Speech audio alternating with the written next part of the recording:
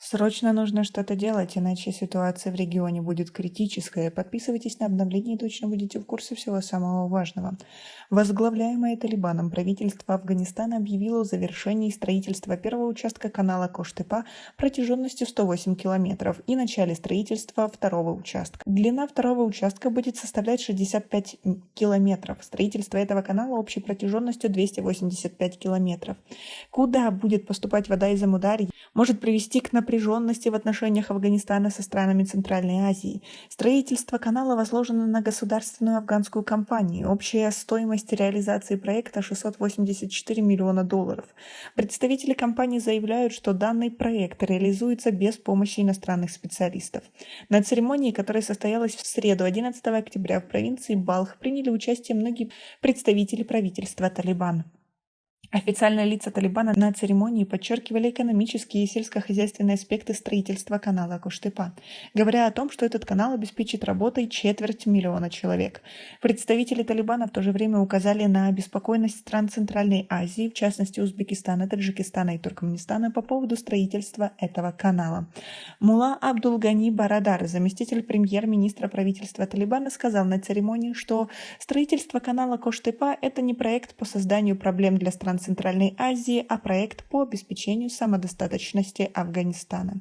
Шер Мухаммад Аббас Станикзай, заместитель министра иностранных дел правительства талибов, также заявил на церемонии, что Афганистан осуществляет забор воды из Амударьи в соответствии с международными нормами и с полным учетом привилегий и прав страны, и его северным соседям не стоит волноваться по этому поводу. Мы заверяем Таджикистан, Узбекистан и Туркменистан, что Афганистан будет использовать воду реки Амударьи таким образом, чтобы их права не были ущемлены, и им не придется беспокоиться об этом. Мы готовы вести переговоры и консультации по этому вопросу на любом дипломатическом и политическом уровнях, заявил он. Мулла Якуб, министр обороны правительства талибов, также выступивший на церемонии, сказал, что вода, поступающая в канал Кош-Тепа из Амударьи, по объему меньше, чем положено Афганистану, и они будут стараться использовать воды Амударьи в той мере, которая не превышает квоты Афганистана. Ранее президент Узбекистана Шавкат Мирзиёев заявил, что странам Центральной Азии со стороны Афганистана не было дано никаких разъяснений по поводу строительства этого канала, и такая ситуация вызывает беспокойство.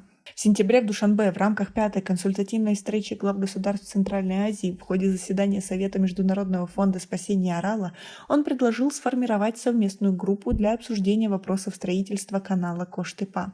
Афганистан до сих пор не входит в Межгосударственную координационную водохозяйственную комиссию стран Центральной Азии, в рамках которой страны региона определяют квоты на водозаборы из Амударьи и Сырдарьи.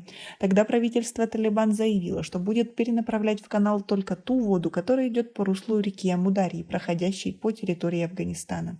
Вместе с тем, уже сейчас некоторые эксперты и местные жители выражают обеспокоенность по поводу переселения неместного населения на земли вокруг канала Кош-Тепа и о возможной программе талибов по изменению численности населения региона. Так, недавно в социальных сетях было опубликовано сообщение о том, что правительство Талибана переселило в этот регион пакистанских беженцев из членов группировки Техрик и Талибан Пакистан. Власти Талибана эту информацию не прокомментировали. По информации афганской службы, проект строительства канала Кош-Тепа был разработан в 70-х годах прошлого века во времена Мухаммада Дауд-хана, первого президента Республики Афганистана. Затем этот план был откорректирован в 2018 году, когда у власти было правительство Ашрафа Гани.